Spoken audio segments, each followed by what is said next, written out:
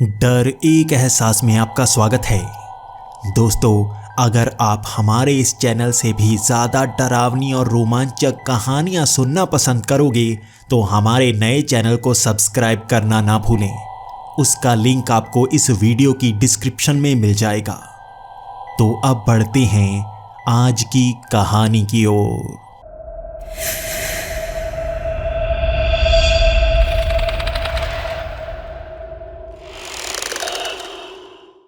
Hello दोस्तों, मेरा नाम अधिराज है और मैं यूनाइटेड स्टेट्स ऑफ अमेरिका में रहता हूँ। मैं एक प्रोफेशनल आर्कियोलॉजिस्ट हूँ। मेरा तो काम ही है पुरानी जगहों को ढूंढना और उसकी खुदाई करना। मैं देश और दुनिया के अलग अलग हिस्सों में जाता रहता हूँ, पुरानी चीज़ें ढूंढता रहता हूँ।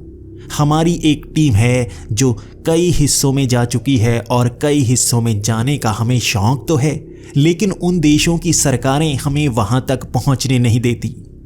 अमेरिकन सरकार हमेशा हमारा साथ देती है और ऐसी जगहों पर हमें भेज तो देती है, लेकिन वो ऑफिशियल विजिट नहीं होती बल्कि अनऑफिशियल विजिट होती है।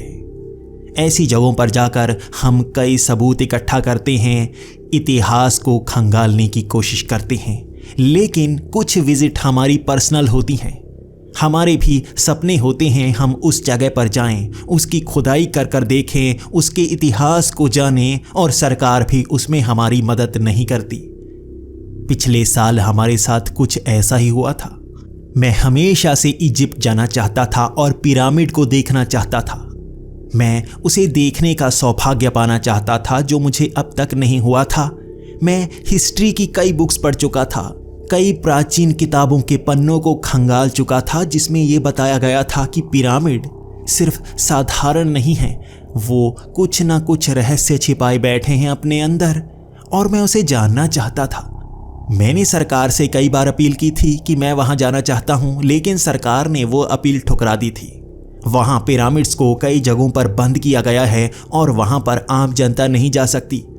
कई ऐसे रास्ते हैं जो पिरामिड के अंदर तक जाते हैं और वहां अंदर जाकर बाहर आना बहुत मुश्किल होता है।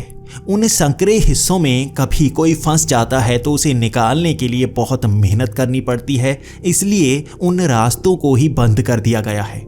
लेकिन मुझे इजिप्ट में जाना था, पिरामिड के पुराने इतिहास को जानना था, इसीलिए मैं अपने दोस्त रिक को साथ लेकर इजिप्ट इस बार चला ही गया। रिक भी एक आर्कियोलॉजिस्ट है और वो भी मेरे साथ मेरी ही टीम में काम करता है, और हम दोनों छिपते छिपाते हुए इजिप्ट पहुंच गए थे। हमने बाकी किसी को नहीं बताया था कि हम यहाँ पर पिरामिड की खोजबीन करने के लिए आए हुए हैं। पहले 2 दिन तो हम पिरामिड के आसपास घूमते रहे और उन जगहों को देखते रहे जिन्हें बंद किया गया था। जैसे जैसे हम इसके बारे में ज़्यादा जानने की कोशिश कर रहे थे, हमें नए राज पता लग रहे थे। पिरामिड के पास ही एक मूर्ति है जिसे कहा जाता है द स्फिंक्स ऑफ गीज़ा। ये एक तरह से एक शेर की मूर्ति है जो बहुत ही विशाल है, और मैंने यहाँ पर सुन रखा था कि इसके कान के पीछे एक बटन है जिसे दबाने के बाद एक रास्ता खुलता है जो उस पिरामिड के अंदर तक जाता है। उस कान तक पहुंचना बहुत मुश्किल होता क्योंकि नीचे फेंसिंग की गई थी और ऊपर इतनी ऊंचाई तक चढ़ना आसान नहीं था। यहाँ दिन रात सिक्योरिटी वाले घूमते रहते और हम 15 दिनों तक ये रास्ता ढूंढते रहे जो यहाँ तक पहुँचा दे और इनसे बचा दे। हम यहाँ खुदाई कर कर देखना चाहते थे, हम पिरामिड के अंदर जाना चाहते थे। अब 15 दिनों तक कोई रास्ता ना ढूंढ पाने के कारण रिक भी निराश होने लगा था और वो कहने लगा था हमें अपने काम पर वापस चले जाना चाहिए। यहाँ पर ज़्यादा कुछ पता नहीं लग रहा है, कैसे जाने हम वहाँ अंदर जाने का रास्ता, कहाँ से ढूंढे हम। और इसके बाद हम पास के शहर सियारा में लोगों से पूछने लगे। यहाँ पुरानी सड़कें हैं, पुराने बाजार हैं और कई घर तो इतने ज़्यादा पुराने हैं जैसे किसी और ही ज़माने के हों, और वहाँ लोगों से बात करते करते कई नए राज हमारे सामने आ रहे थे। वो बता रहे थे कि यहाँ पर भी सियारा सिटी के अंदर कई ऐसे रास्ते हैं, कई ऐसी सुरंगें हैं जो सीधा उन पिरामिड तक जाती हैं। इन सुरंगों से होते हुए पिरामिड के अंदर तक जाया जा सकता है। ये 3 पिरामिड हैं जो बिल्कुल एक सीध में बनाए गए हैं, लेकिन एक सबसे बड़ा पिरामिड जिसे the great pyramid of Giza कहा जाता है, वहाँ हमें अंदर जाने का कोई रास्ता ढूंढना था या उसके शिखर तक पहुँचने का रास्ता ढूंढना था। कई पुरानी किताबों में लिखा गया था उसके अंदर जाने का रास्ता बिल्कुल उसके शिखर पर था, लेकिन ये बात हमने पहली बार सुनी थी कि नीचे सुरंगें भी मौजूद हैं। मैं हर किताब को खंगालने लगा, पुरानी से पुरानी किताब और यहाँ पर लाइब्रेरी में भी घूमने लगा। इन सुरंगों के बारे में किसी किताब में बताया क्यों नहीं गया? ये नया राज था जो हमारे सामने आया था और पूरी दुनिया को इसके बारे में कुछ पता तक नहीं। हम अब शहर के अलग अलग हिस्सों में घूमने लगे थे, लोगों से ये जानना चाहते थे जो नई जानकारी हमें मिली है वो पूरी तरह से सच्ची भी है या नहीं। कई लोग तो उसे मानने से इनकार कर देते, जबकि कई बुजुर्ग ये बताते कि यहाँ पर सुरंगें मौजूद हैं जो हिलती हैं। बस इसका मतलब हम समझ नहीं पाए कि कैसे वो सुरंगें हिलती हैं। आखिर सुरंगें हिल थोड़े ना सकती हैं। पत्थर ईंटों से बनी सुरंगें वहीं पर मौजूद होती हैं, वो हिल नहीं सकती, या कोई अलग राज भी है यहाँ पर जो ऐसा करवाता है। कई लोगों से बात करते ये शब्द हमें बार बार सुनने को मिल रहे थे, सुरंगें हिलती हैं, उन्हें ढूंढने में परेशानी होती है। यहाँ के पुराने म्यूजियम्स में घूमते हुए हमें इस चीज़ का पता लग गया था कि किसी को उसकी सही लोकेशन नहीं पता है। कई बुजुर्ग ये बता रहे थे कि यहाँ उनके घर के नीचे भी वो सुरंग थी लेकिन गायब हो गई। कई लोग ये कह रहे थे कि इस म्यूजियम के नीचे भी सुरंग थी जो गायब हो गई। कई जगहों पर सुरंग होने की बात वो करते, लेकिन उसका दरवाज़ा कभी दिखा नहीं पाते। कहते कि इस दीवार के पास दरवाज़ा था लेकिन गायब हो गया। ये गायब होने वाली बात भी समझ में नहीं आ रही थी। कैसे एक ही सुरंग अलग अलग जगह पर हो सकती है? क्या उसकी सही लोकेशन ढूंढी जा सकती है? वो आदमी ये कह रहे थे कि हमें शुरू से वो सुरंग की सही लोकेशन ढूंढनी होगी जो हमेशा गायब हो जाती है। शायद हम अपने तरीके से उसे ढूंढ पाएं। तो हमने भी शहर में कई पुरानी जगहों से शुरुआत कर दी थी। घरों के नीचे मिट्टी को खोद कर हम देख रहे थे कि वहाँ पर कोई सुरंग मौजूद है या नहीं। हमारे पास ऐसी मशीनें मौजूद हैं जो ज़मीन के नीचे खाली हिस्सों को ढूंढ सकती है, लेकिन उसका इस्तेमाल जब भी हम करते नीचे कुछ नहीं मिलता। कई जगह हम ढूंढते ढूंढते थक चुके थे और 1 महीना हो गया वो सुरंगें हमें नहीं मिली। तो हम समझने लगे थे ये झूठ है, लोग हमें बहकाने की कोशिश कर रहे हैं। तभी एक म्यूजियम के पीछे वो बंद पड़े दरवाजे हमें मिले जिन पर जंगले लगे हुए थे और नीचे जाने का रास्ता साफ नजर आ रहा था। वहाँ पुलिस आसपास घूम जरूर रही थी, लेकिन उसकी ज़्यादा सिक्योरिटी थी नहीं। अगर ये वहाँ नीचे सुरंग में जाने का रास्ता है तो पुलिस वाले ज़रूर वहाँ जाने से रोकते होंगे, लेकिन क्या सच में ये गायब होने वाली सुरंगें हैं? हमने उस दरवाजे को खोला और वहाँ पर कोई मौजूद नहीं था हमें रोकने वाला। आराम से वो दरवाजे हमने खोल दिए और उन सीढ़ियों से नीचे उतरकर हमें पता चला हम कितनी गहराई तक पहुँच आए थे। वो सीढ़ियाँ नीचे जाती जा रही थी और हम कितनी मंजिल तक नीचे पहुँच आए थे हमें याद तक नहीं था। बहुत नीचे पहुँचने के बाद ईंटों की बनी हुई वो सुरंग हमें दिखी, जिसकी ईंटें नई नहीं थी बल्कि सफ़ेद रंग की ईंटें थी जो किस पत्थर से बनी थी हमें पता नहीं लग पा रहा था। हम उसे खुरचकर थोड़ा सा हिस्सा हाथ में लेना चाहते थे, लेकिन उनको तोड़ना इतना ज़्यादा मुश्किल होगा हमें पता नहीं था। हम आगे को बढ़ना शुरू हो गए। वो सुरंग अंधेरे से भरी थी और वहाँ टॉर्च से रोशनी मारने में भी मुश्किल हो रही थी। कितनी लंबी होगी ये सुरंग हमें पता नहीं था, लेकिन वहाँ पर सांस लेने में ज़रा भी परेशानी नहीं हो रही थी। जैसे वेंट्स बनाए गए थे, लेकिन वो वेंट कहाँ निकलते थे ये भी हमें पता नहीं लग पा रहा था।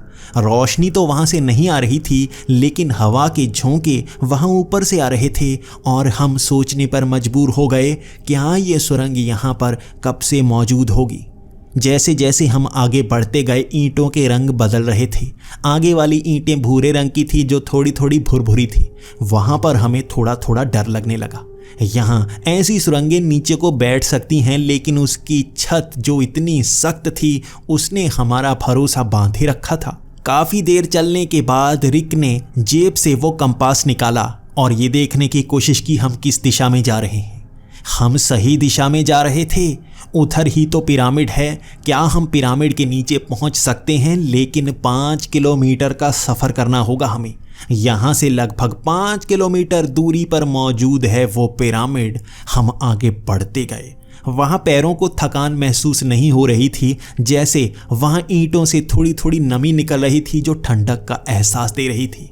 कदम आगे बढ़ते जा रहे थे और हमें थोड़ा थोड़ा डर लगने लगा था। वहाँ बाहर निकलने के रास्ते से इतना दूर जो आ गए थे हम।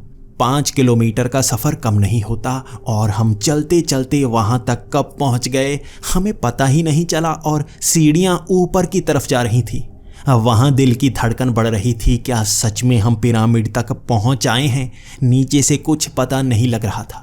ना मोबाइल की रेंज आ रही थी, ना किसी और साधन से हम यहाँ पर कुछ पता कर सकते थे। हमें बस ऊपर चढ़कर देखना था। क्या ये रास्ता भी कहीं पहुँचता है या उस पिरामिड के अंदर जाने का रास्ता हो सकता है ये? काफ़ी देर तक हमारे कदम उन सीढ़ियों पर पड़ते रहे और हम ऊपर की तरफ बढ़ते रहे। ऊपर पहुंचने के बाद एक लकड़ी का दरवाज़ा जिसे हाथ लगाने से खोला जा सकता था, लेकिन उसके आगे पत्थर भरे पड़े थे। एक छोटा सा रास्ता था जहां से घिसटकर आगे बढ़ा जा सकता था, लेकिन उसके अंदर जाने की हिम्मत हमें जुटानी थी। उस पत्थर को हाथ लगाते ही रिक बोला, ये पिरामिड का पत्थर है। और हमारे मन में खुशी छा गई। सच में लग रहा था हम पिरामिड के नीचे पहुंच आए थे। आखिर हमने वो सुरंग ढूंढ ही ली जिसके बारे में सब बातें करते हैं। कोई कहता है कि ये म्यूजियम के नीचे है, तो कोई कहता है किसी पुराने घर के नीचे, लेकिन ये तो वहाँ उस बंद पड़े घरों के पीछे सुरंग थी जहाँ से हम यहाँ पहुँच आए थे। जब यहाँ से हम बाहर आ जाएंगे तो ज़रूर इस बात को सबको बताना चाहेंगे। कोई पहले हमारी बात पर यकीन नहीं करेगा, लेकिन धीरे धीरे जब यहाँ तक सबको लेकर आएंगे तो हम बहुत ज़्यादा फेमस हो जाएंगे। ये शायद हमारी ज़िंदगी की सबसे बड़ी खोज होगी। हम पिरामिड के अंदर जाने का एक और रास्ता ढूंढ पाए थे जिसे सरकार भी किसी को नहीं बताती। इजिप्ट की सरकार ने इस सुरंग के बारे में कभी किसी को बताया ही नहीं। कहीं किसी किताब या आर्टिकल में कुछ पब्लिश हुआ ही नहीं कि यहाँ नीचे सुरंगें भी मौजूद हैं जो पिरामिड तक जाती हैं। हम यहाँ घिसटकर आगे बढ़ रहे थे और आगे रास्ता थोड़ा थोड़ा चौड़ा होने लगा था। तब हमारी हिम्मत भी बढ़ती जा रही थी। हम इस पिरामिड में आगे तो जा रहे थे, लेकिन क्या हम फंस तो नहीं जाएंगे? रास्ता खुला होने के कारण काफ़ी आगे तक तो हम घिसट कर गए, लेकिन उसके बाद घुटनों के बल भी हम ऊपर को चढ़ सकते थे। ये पिरामिड बहुत बड़ा है और ये रास्ता कहाँ पर जाता है हमें पता नहीं था। हम वो सीढ़ियाँ ऊपर की तरफ बढ़ने लगे। रास्ता थोड़ा खुला हो गया था, लेकिन घुमावदार था।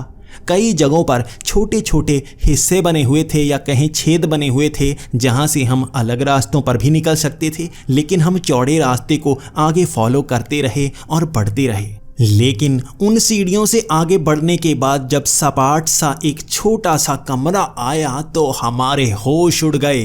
ये पूरा का पूरा कमरा उस पिरामिड के अंदर था जहाँ पर बहुत सारे शिलालेख लगे हुए थे।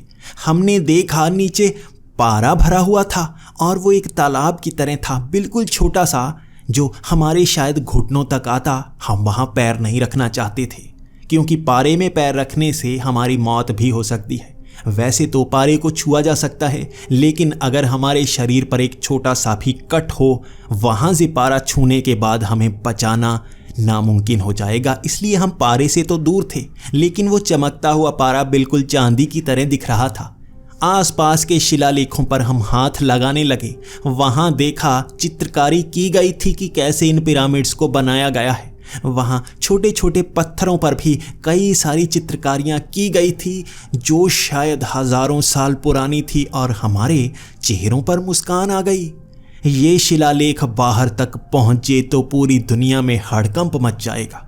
उन शिलालेखों पर बहुत सारी चीज़ें बनी थीं जो इतिहास को बदल सकती थी। वहाँ बड़े बड़े चेहरे बने हुए थे, परग्रहियों के, एलियंस के चेहरे वहाँ दिखने के कारण हम हैरान से थे। क्या सच में एलियंस ने मदद की थी पिरामिड बनाने में? वहाँ कई शिलालेखों में जैसे देवता दिखाए गए थे। वो इंसानों जैसे थे, लेकिन उनकी पीठ पर पंख बने हुए थे। और सबसे अजीब चीज़ें तो उसके बाद के शिलालेखों में थी। एक शिलालेख में एक आदमी का सपना दिखाया गया था। सर के ऊपर बादल से बने हुए थे, उसमें वो जैसे किसी चीज़ को देख रहा था और उसमें एक प्लेन दिखाया गया था। जहाज़, आज के समय का जहाज़। कई शिलालेखों में मोबाइल दिखाए गए थे तो कई में बड़ी बड़ी बिल्डिंग्स, और एक शिलालेख में तो ट्विन टावर्स दिखाए गए थे जिन पर जहाज़ आकर टकरा रहा था और उसे देखकर हम दोनों एक दूसरे की चेहरे की तरफ घूरने लगे। ये कैसी चीज़ है? क्या वो भविष्य को देख सकते थे?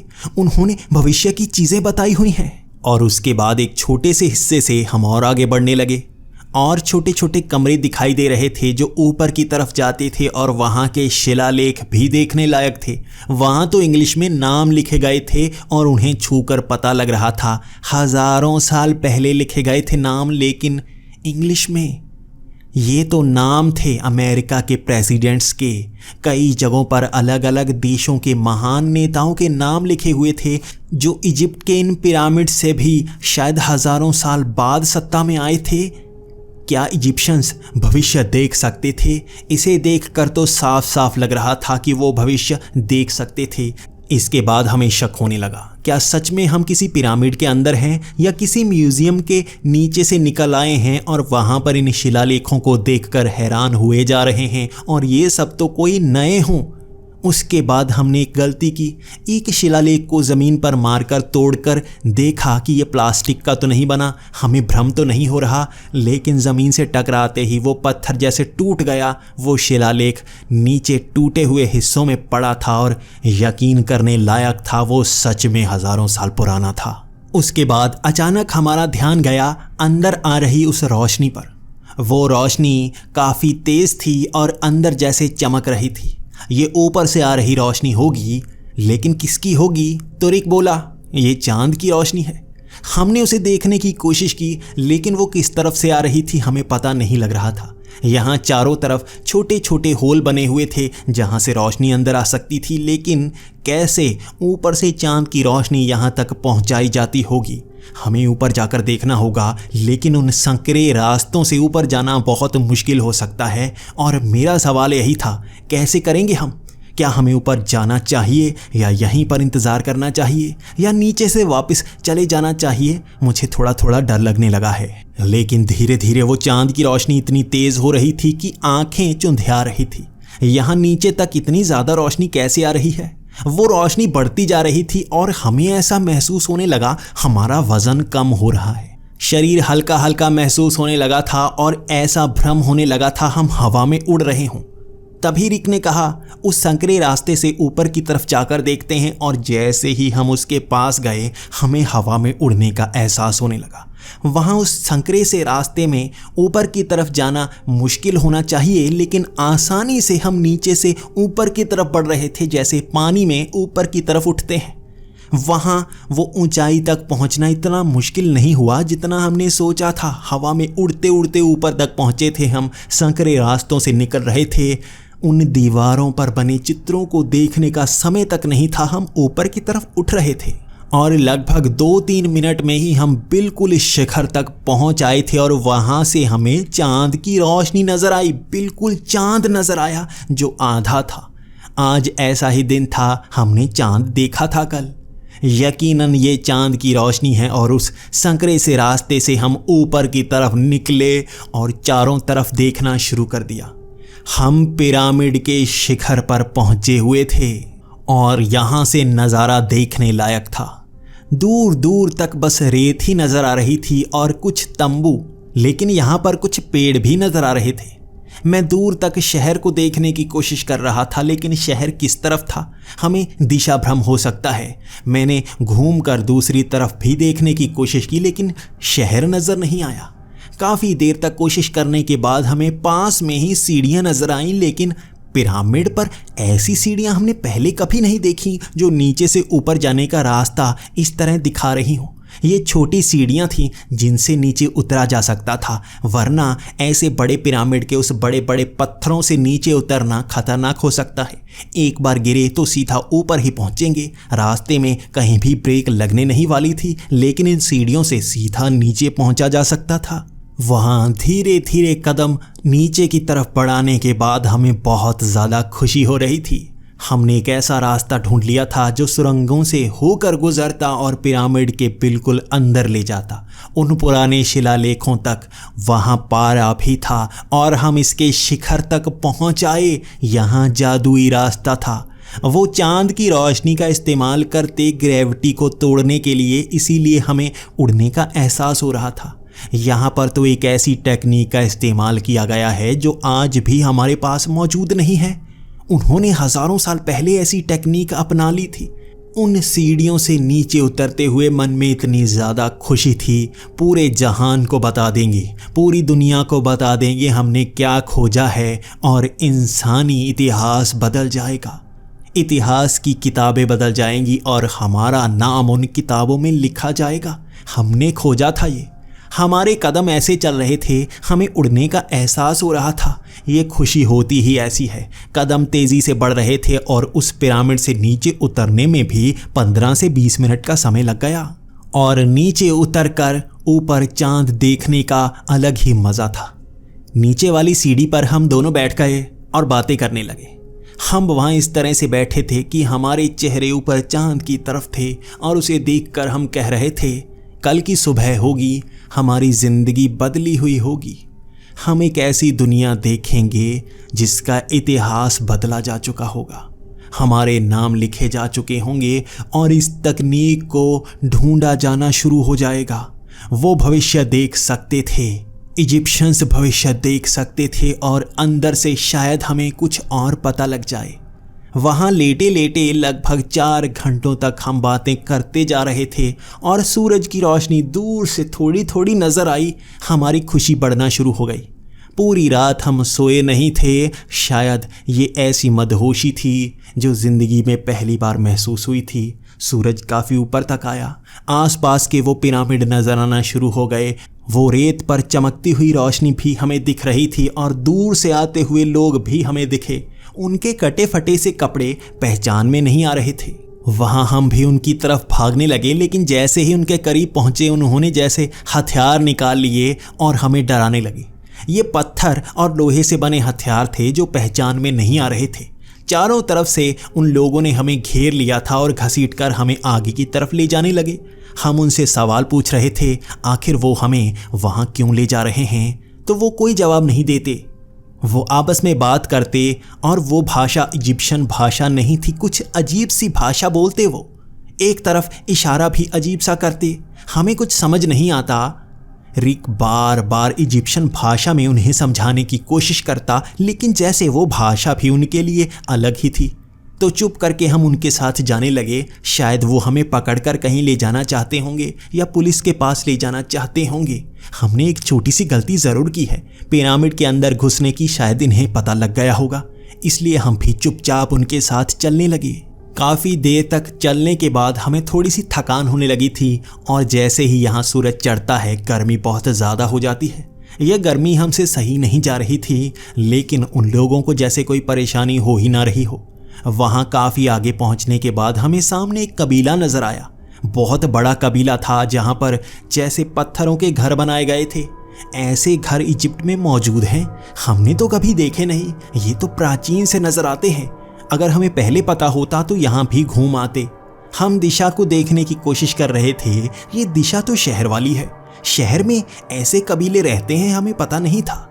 हम उस कबीले के अंदर तक जाते रहे, उन घरों के बीच से निकलते रहे। वहाँ बहुत बड़ा कबीला था, लेकिन शहर की बिल्डिंग दूर से भी नज़र नहीं आ रही थी। वहाँ हमें एक भीड़ के सामने ले जाया गया। वो लोग काफ़ी ज़्यादा थे और हम पर हंस रहे थे, हम पर पत्थर फेंक रहे थे। हम थोड़े से डरे हुए उनको समझाने की कोशिश करते रहे, लेकिन उनको जैसे हमारी भाषा आती ही ना हो। ना ही वो इंग्लिश समझते थे, ना ही इजिप्शियन समझते थे। मैंने हिंदी बोलने की भी कोशिश की। मुझे पता था मैं पागल हूँ, हिंदी इनको थोड़ी ना आती होगी। वो कुछ समझ ही नहीं रहे थे और इशारों में हमें कुछ कह रहे थे। उनकी भाषा समझ में नहीं आती, लेकिन उठी हुई उंगली ऐसा महसूस करवाती और उनके चेहरों पर गुस्सा ये बता रहा था वो हमें अच्छा नहीं समझ रहे हैं। काफ़ी देर बोलने के बाद वो भी जैसे पीछे को हटने लगे और शायद उनका सरदार वहाँ पर आ गया था। कबीले का सरदार हमारे सामने खड़ा था और वो हमें घूर रहा था। चारों तरफ घूमने के बाद वो हमें देखने लगा वो हमारे इर्द गिर्द घूमकर हमारे कपड़ों का अंदाज़ा लगा रहा था और काफ़ी देर तक घूरने के बाद वो जैसे हैरान सा हो गया। उसने कुछ शब्द इंग्लिश में कहे, तुम कौन हो, कहाँ से आए हो? और हमने तेज़ी से बात करना शुरू कर दिया और हमारी भाषा सुनकर वो जैसे हैरान हो गया था और उसने अपने लोगों को इशारा किया। हमें एक छोटे से मकान में रखा गया जिसके बाहर बड़े बड़े पत्थरों को रख दिया गया था। हमें इस तरह से बंद किया गया था वहाँ, लेकिन खाने को सामान दिया गया था। हम काफ़ी देर तक ये समझने की कोशिश करते रहे आखिर यहाँ चल क्या रहा है। 2 या 3 घंटे के बाद वो लोग वापस आए, पत्थरों को हटाया और हमारे हाथ पर जैसे रस्सी बांध दी। उसके बाद हमें आगे की तरफ ले जाना शुरू कर दिया। काफ़ी लोग हमारे साथ थे, जैसे बहुत भीड़ लग चुकी थी और हम उस तरफ जा रहे थे जहाँ पर शहर होगा। लेकिन वहाँ पुराने पुराने घर ये महसूस करवा रहे थे शहर शायद यहाँ पर मौजूद ही नहीं है। दूर से बिल्डिंग्स दिखनी चाहिए थी, वो दिख नहीं रही थी, लेकिन वो पिरामिड ज़रूर दिख रहे थे। हम उसी तरफ थे जहाँ पर शहर होना चाहिए, लेकिन एक ऊंचाई वाली जगह पर पहुंचकर हमने दूर दूर तक देखा, वहाँ कोई शहर मौजूद नहीं था। जैसे रातों रात शहर गायब हो गया और ये पुरानी सी दुनिया यहाँ पर आ गई। हम आगे को बढ़ना शुरू हो गए और आगे एक महल सा दिख रहा था। उनकी दीवारें बहुत बड़ी बड़ी थी, बहुत विशाल महल, और आसपास के घर भी जैसे सोने के नजर आ रहे थे। लोगों ने अजीब सी पोशाक पहनी थी और जैसे उनके मुकुट सोने के बने हुए थे। चांदी के आभूषण पहने महिलाएं आसपास नजर आ रही थीं, लेकिन उनके चेहरे अजीब से थे। उन्होंने मेकअप जैसे अजीब सा किया हुआ था और उन्होंने चेहरों को गोदा हुआ था, और ये कोई भी टैटू नहीं था बल्कि उधेड़ा गया था चेहरों को। हम जैसे जैसे आगे बढ़ते जा रहे थे, जैसे लोगों की पोशाकें बदल रही थी। हर दीवार के पार पहुंचते ही हम महल के और ज़्यादा करीब पहुंच जाते, लेकिन लोगों की पोशाकें बदल जाती। हम महल के काफ़ी करीब थे और यहाँ पर महिलाओं ने बहुत ही कम कपड़े पहने हुए थे। उनके शरीर ना ढके बराबर ही थे और हम उस महल की सीढ़ियाँ चढ़ना शुरू हो गए थे और वहाँ पर लोगों ने जैसे बहुत थोड़े कपड़े पहने हुए थे। हम और ऊपर की तरफ जाना शुरू हो गए। महल के अंदर तक पहुँचे। सोने का महल लग रहा था ये, जिस पर नक्काशी चांदी की गई थी। कई यहाँ पर आभूषण लगे हुए थे जैसे दीवारों पर टांगे गए थे, और कई नक्षत्र यहाँ पर दीवारों पर गोदे हुए थे। मैं हीरों को आसानी से पहचान जाता हूँ। छत पर इतने ज़्यादा हीरे लगे हुए थे कि मैं हैरान हो चुका था। यहाँ दीवारों से रोशनी चमक कर वापस आ रही थी और यहाँ पर जैसे पत्थरों की कुर्सियाँ बनाई गई थी जिन पर लोग बैठे हुए थे और मुस्कुरा रहे थे। ये अमीर लोग लग रहे थे। और एक चीज़ तो मेरी समझ में नहीं आ रही थी, ये महल इजिप्ट में मौजूद है और यहाँ पर हमने कोई तस्वीर तक नहीं देखी। इस महल के बारे में तो हमें पता ही नहीं, हम किस इलाके तक पहुँच आए हैं। उसके बाद हम जैसे एक ऐसे महल के हिस्से में पहुंचे जो बहुत बड़ा हॉल था और अंदर सोना ही सोना लगा हुआ था। वहाँ फर्श भी सफ़ेद पत्थर का चमकता हुआ फर्श था और सामने जैसे पर्दे लगाए गए थे। वो कपड़ा कौन सा था जो इतना चमक रहा था और उसके आर पार कभी दिखता तो कभी दिखना बंद हो जाता। वहाँ से चलता हुआ एक 7 फुट का आदमी हमारी तरफ आ रहा था, जिसने बड़ा सा मुकुट पहना हुआ था और शरीर पर सिर्फ सोने के कपड़े पहने हुए थे, कपड़े के नहीं। वहाँ चलते हुए उसके पैरों से आवाज़ आ रही थी, जैसे उसने पैरों पर कुछ बांधा हुआ था जो आवाज़ कर रहा था। वो काफ़ी करीब आया और हमें देखकर मुस्कुराने लगा। फिर से हम दोनों वहाँ पर खड़े थे और वो घूमकर चारों तरफ से हमारी तरफ देखने लगा और वो सरदार भी 2 कदम आगे की तरफ बढ़ा और उनसे बात करने लगा। वो कबीले का सरदार उनको जैसे कुछ बता रहा था और उसके बाद उस राजा जैसे इंसान ने भी हमारी तरफ कुछ कहा और उस कबीले के सरदार ने उसे हमारी भाषा में हमें बताया। वो कह रहे हैं, स्वागत है। इसके बाद मेरा सवाल था, ये हैं कौन, ये कौन सी जगह है, हमें कुछ बताओ तो सही, हमें कुछ समझ में नहीं आ रहा। इतना कहने के बाद उस कबीले के सरदार ने फिर से उस राजा से कुछ कहा और सब हंसने लगे। थोड़ी देर बाद उसने हमको कुछ बताया और उसने कहा, तुम्हें अब भी नहीं पता तुम कहां पर आ गए हो? हम हैरान थे, आखिर हम कहां पर आ गए हैं? हमने तो एक ऐसा रास्ता ढूंढा था जो पिरामिड के अंदर की तरफ जाता था। हम वहां पर गए और उसके बाद बाहर निकलकर ये कहां पर आ गए हैं? हम इतना सफ़र करके किसी और शहर में तो नहीं पहुंच आए? फिर से वहां पर हंसी की लहर आ गई थी जब उसने इन बातों को अपनी उस भाषा में लोगों को बताया। उसके बाद वो राजा थोड़ी देर तक हमें देखता रहा और कोई इशारा करके वहां से चला गया और वो कबीले का सरदार हम दोनों को लेकर एक ऐसी जगह गया जो जेल जैसी लग रही थी। हमें उस जेल के अंदर बंद कर दिया गया था और वो बाहर एक पत्थर पर बैठा हुआ था और हमसे बातें कर रहा था। उसने एक एक करके हर बात बताना शुरू कर दिया। हमारे सवाल भी तीखे थे लेकिन उसके जवाब भी घुमावदार और हमारा दिमाग घुमाने वाले। सबसे पहले तो मैंने पूछा, ये जगह कौन सी है? हमें यहाँ बंद क्यों किया गया है? वो भी टूटी फूटी सी इंग्लिश में हमसे बात कर रहा था लेकिन वो फिर भी हमारे समझ में तो आ रही थी। उसने कहा, ये समय तुम्हारा समय नहीं है। हमने पिरामिड का निर्माण ही इसलिए किया है कि हम अलग अलग समय में जाकर कई चीज़ों का पता कर पाएं, क्योंकि उन्होंने बताया है। मैंने उससे पूछा, उन्होंने मतलब किसने? राजा ने? तो उसने कहा, नहीं, उन्होंने। वो नाम नहीं ले रहा था, बार बार किसी की तरफ इशारा कर रहा था जो राजा नहीं था। लेकिन मैंने कहा, चलो छोड़ो, ये तो बताओ ये क्या चीज़ है? हम यहाँ इस शहर में कैसे पहुँच आए हैं जहाँ भाषा भी अलग है? तो उसने टूटी फूटी इंग्लिश में बताना शुरू किया कि ये तुम्हारा समय नहीं है। तुमने उस पिरामिड में आकर एक गलती कर दी जिस कारण तुम समय में बहुत पीछे चले आए हो। तुम्हारा समय देखकर लगता है तुम हमसे 5000 साल आगे से आए हो। ये बात सुनकर मेरे होश उड़ गए थे और रिक तो जैसे बैठकर फटी हुई आंखों से बस इधर उधर देखे जा रहा था। हम समय में पीछे आ गए हैं तो हम वापस कैसे जाएंगे? वो थोड़ी देर तक सोचता रहा और हंसकर कहने लगा, नहीं जा सकते, तुम्हें यहीं रहना होगा, अब तुम हमारे मेहमान हो। मैं भी अब रोने सा लगा था और उससे कहने लगा था, हमें वापस जाना होगा, हमसे गलती हो गई।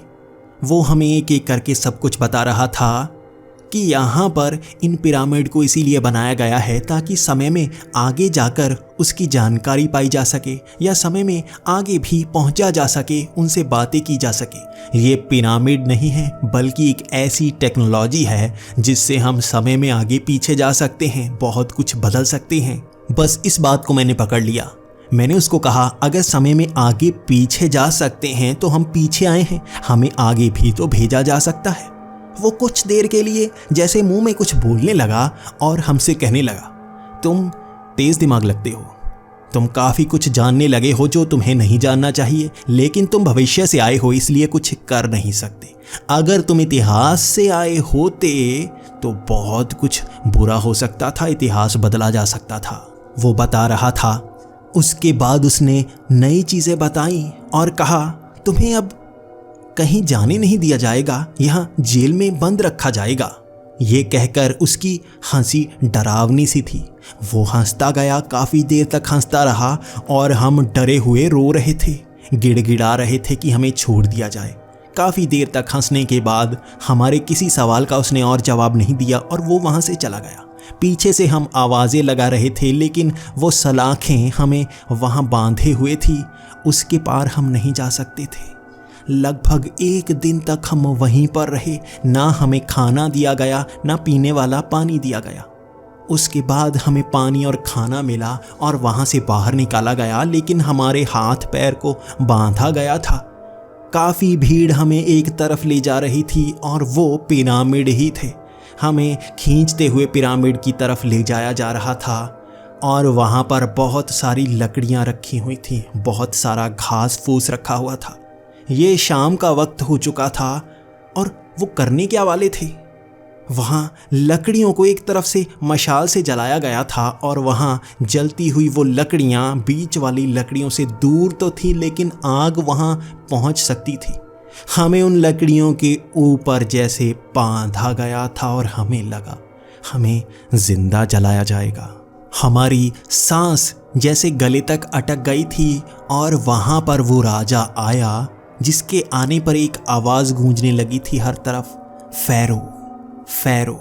और तभी हमारे दिमाग में भी वो ख्याल आने शुरू हो गए, इजिप्शियन फ़ैरो जिन्होंने इन पिरामिड्स को बनाया था और वो यहीं पर राज किया करते थे। अगर सच में हम 5000 साल पीछे आ गए हैं तो ये फ़ैरो ही होगा जिसको इस तरह से यहाँ लाया गया है। वो फ़ैरो हमारे सामने था और लोगों की भीड़ इतनी ज़्यादा, मैं कह सकता हूँ 1 लाख से ज़्यादा लोग थे, दूर दूर तक नज़र आ रहे थे। और इन लकड़ियों को जैसे जलाया जाना था और ऊपर एक लकड़ी पर बांधने का हमें डर लग रहा था। यहाँ हमें जलाकर मार दिया जाएगा, ये ज़रूर हमें सज़ा देंगे। और जैसे ही वो कबीले का सरदार हमारे पास आया, हम गिड़गिड़ाने लगे थे। हम उनसे माफ़ी मांग रहे थे, दोबारा ऐसी गलती नहीं होगी, हमें ज़िंदा छोड़ दो, ऐसी मौत मत दो हमें। तो वो हंस रहा था। उसने कहा, तुमने गलती की है तो फ़ैरो कब से कह रहे हैं तुम्हें ये सज़ा मिलनी ठीक है और ये अब ही मिलेगी। उसके बाद वो फ़ैरो वहाँ कुर्सी पर बैठ गया था जो वहाँ लाकर रखी गई थी और वहाँ औरतें नाच रही थीं, मर्द भी नाच रहे थे, लेकिन कुछ लोग आगे की तरफ नाच रहे थे जैसे यहाँ पर कोई मेला सा लगा हो। हमारी मौत का मेला लगा हुआ था और यहाँ सब लोगों ने जैसे बहुत कम कपड़े पहने हुए थे। ऐसे ही तो दीवारों पर शिलालेख देखे थे हमने, कम कपड़ों वाले इंसान। ज़रूर हम उस समय में पहुंच आए हैं और यहाँ से बाहर निकलने की सोच तक नहीं थी। पैर बंधे थे, हमारे हाथ बंधे थे। लेकिन उसके बाद अचानक सन्नाटा सा छा गया। वो जो नगाड़े बजाए जा रहे थे वो भी बंद हो चुके थे। वहाँ जैसे कोई दूर से चल कर आ रहा था जिसका कद बहुत छोटा सा था, लेकिन उसने कोई कपड़े पहने हुए थे जिससे मुंह ढका हुआ था। वो चलता हुआ काफ़ी करीब आ गया था और तब उसने एक कपड़ा अपने मुंह से हटाया और हमें पहचान आई। वो इंसान ही नहीं था, वो जैसे सफ़ेद से रंग का कोई जानवर रहा होगा जिसकी बड़ी बड़ी आँखें थीं। ये कोई एलियन नहीं लग रहा था। एलियंस की तस्वीरें जो हम देखते हैं इंटरनेट पर या पुरानी तस्वीरें, ऐसी नहीं होती। ये तो अजीब सा लग रहा था, जैसे कोई जानवर हो लेकिन 2 पैरों पर चलने वाला। उसके हाव भाव इंसानों जैसे थे, 2 टांगें, 2 बाजू, और वो ऐसे हिला रहा था जैसे वो समझदार प्राणी हो। मुझे लगा ये एलियन ही होगा। यकीनन ऐसी तस्वीरें शिलालेखों पर हमें मिलती थीं। वो बातें करते जा रहे थे और हमारी सांस रुकने को आई थी। हमें खींचकर ऊपर की तरफ ले जाया जा रहा था उस लकड़ी से बांधने के लिए। मैं डरा हुआ मौत का इंतज़ार कर रहा था और रिक्की तो गले से आवाज़ तक नहीं निकल रही थी। वो भी जैसे सन्न हो चुका था, मौत का इंतज़ार करता हुआ। हमारी मौत आज ही लिखी होगी और उनकी हंसी हमसे सही नहीं जा रही थी। किसी इंसान को जिंदा जला देती हो और इस तरह से हंसते हो, ये जायज़ नहीं है। लेकिन उस लकड़ी के हमें पार तक ले जाया गया, हमें उससे बांधा नहीं गया। वहाँ पत्थरों को हटाया गया, एक खाली सी जगह में हमें धक्का देकर अंदर की तरफ घुसा दिया गया। ये उस पिरामिड के अंदर था। वहाँ बाहर से पत्थर लगा दिए गए। तब मुझे डर लगा हमें जलाकर नहीं, यहाँ दबाकर मारा जाएगा। वहाँ छोटा सा रास्ता था जो पिरामिड के अंदर की तरफ जाता था और बाहर से चिल्लाने की आवाज़ें आती गई। वहाँ रोशनी जैसे जैसे चांद की बढ़ती जा रही थी, हम भी घिसट कर नीचे की तरफ जा रहे थे, यहाँ से कहीं तो बच जाएं या पिरामिड के अंदर चले जाएं। तभी हवा में उड़ने का एहसास होने लगा और उसके बाद एक रोशनी सी निकली। हम हवा में उड़ते गए और ऊपर एक छोटे से झरोके से हम ऊपर की तरफ निकले और आँखों के सामने जैसे सफ़ेद रोशनी छा गई। हमें बेहोशी की हालत में जैसे वहाँ से ले जाया जा रहा था, तभी थोड़ी सी रोशनी हटी और हमने एक ऐसी दुनिया देखी जो भविष्य जैसी लग रही थी। चारों तरफ अजीब से पेड़ और बड़ी बड़ी बिल्डिंग्स, वो घुमावदार बिल्डिंग्स थीं और कुछ बिल्डिंग्स हवा में उड़ रही थीं। वहाँ नीचे चलते हुए लोग भी देखे जो कुछ इंसान से थे, कुछ एलियंस जैसे थे। भीड़ लगी हुई थी और हम उड़ते हुए उनके पास गए। उन्होंने जैसे ही हाथ लगाया, अंधेरा सा छा गया। बेहोशी की हालत और ज़्यादा बढ़ती गई और जैसे हम बेहोश हो चुके थे। मुझे उसके बाद कुछ याद नहीं। जब मेरी नींद खुली तो मैं रेत पर पड़ा हुआ था। मैं एकदम से उठा। कहाँ निकले हम? कहाँ? यहाँ से कोई पकड़ ना ले।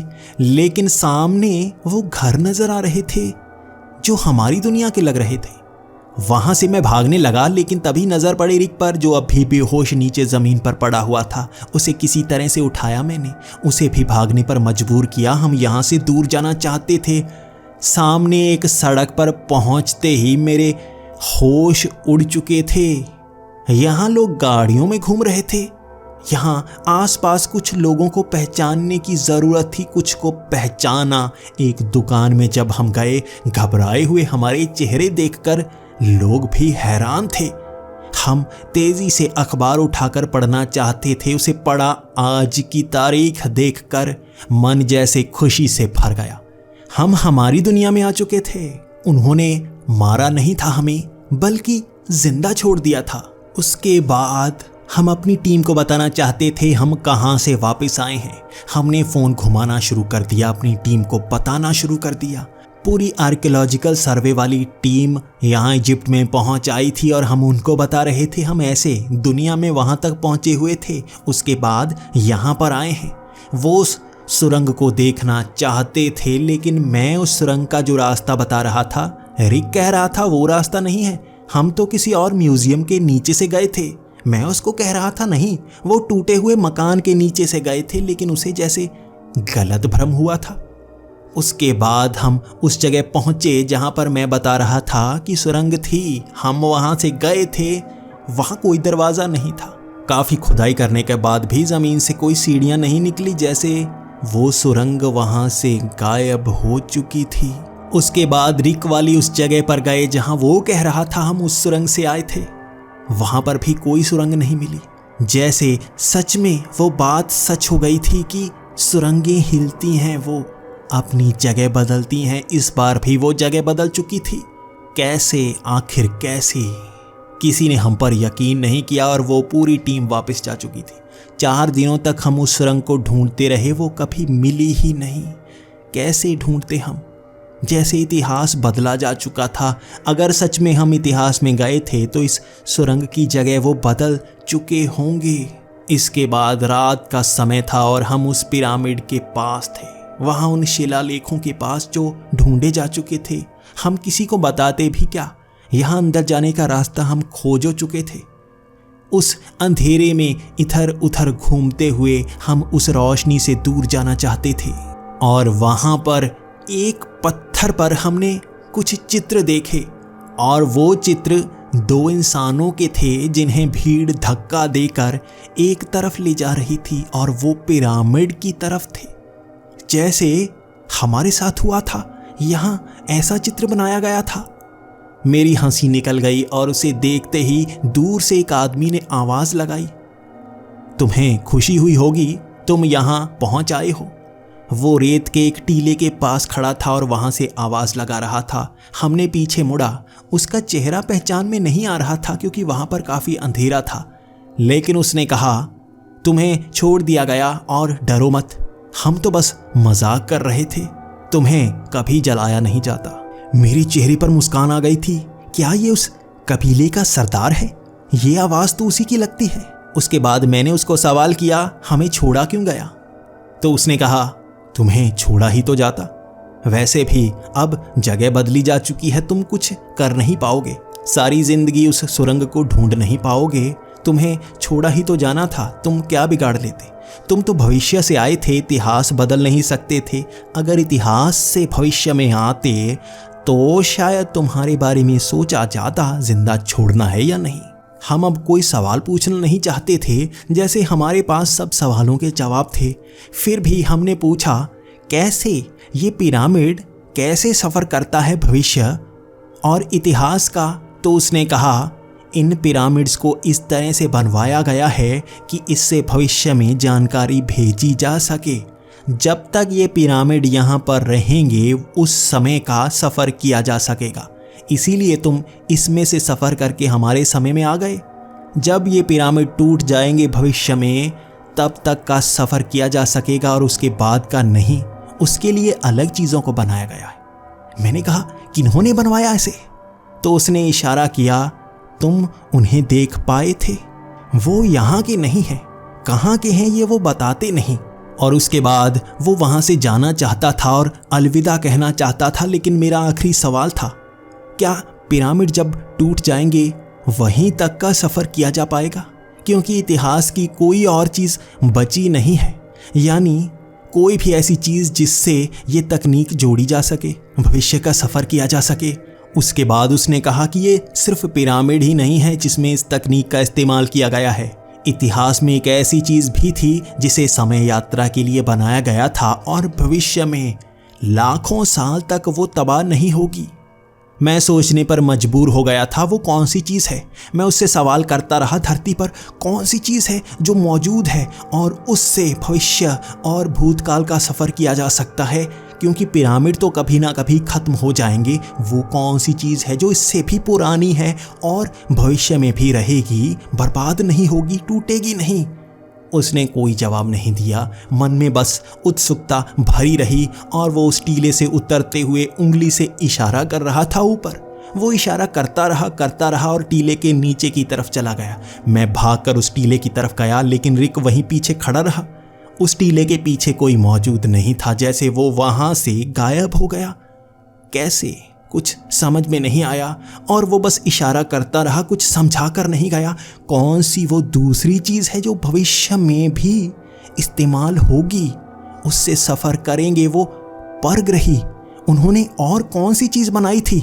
आखिर परग्रहियों ने इस पिरामिड से भी ज़्यादा पुरानी कौन सी चीज़ बनाई थी जो अब भी मौजूद है? मैं सोचता रहा, कोई जवाब नहीं मिला। अंत में उस इशारे की तरफ देखा मैंने। उसने उंगली ऊपर की तरफ उठाई हुई थी। मेरी नज़र ऊपर गई, वहाँ चांद मौजूद था। उस चांद को देखकर मेरी आंखें फटी की फटी रह गईं। मैं जान गया था वो क्या चीज़ थी जो इस पिरामिड से भी पुरानी है और लाखों साल आगे तक जाएगी। एक ऐसी चीज़ जिसे बनाया गया हो सिर्फ सफ़र करने के लिए। आज भी इन बातों पर यकीन कोई नहीं करता। हम उस सुरंग को कभी ढूंढ ही नहीं पाते और इस चांद के राज को किसको बताएंगे जो हम पर भरोसा करेगा? शायद अब भी हमारे बीच वो रहते हैं, वो सफ़र करते हैं, इतिहास से आते हैं, भविष्य में जाते हैं, हम उन्हें समझ ही नहीं पाते। क्या आपको लगता है ऐसा होता होगा? बताइएगा ज़रूर।